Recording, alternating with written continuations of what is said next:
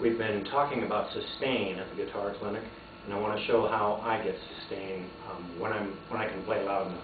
If I have to play quiet, then I use the compressors and the digital delay and the reverb and all that. But right now, I've got no reverb, no effects whatsoever.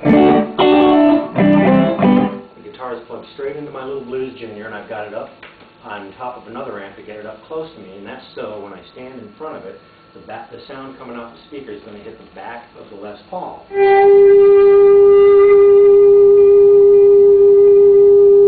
that note will ring until I either turn the volume down or move away from that speaker. That note will sustain, and that's one of the tricks. Okay, so if you back the volume off before you hit the note, and then you hit the note,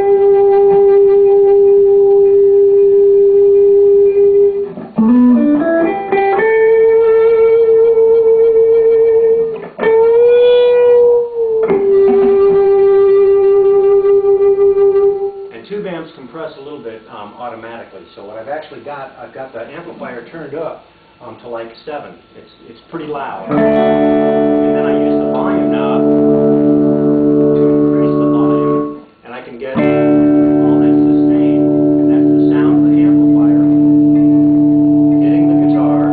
Well, sometimes you get the electronic feedback, but for the most part,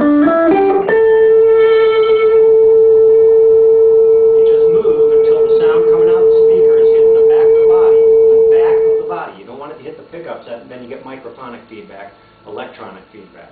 But if you can get the sound to hit the back of the guitar, you can get that note.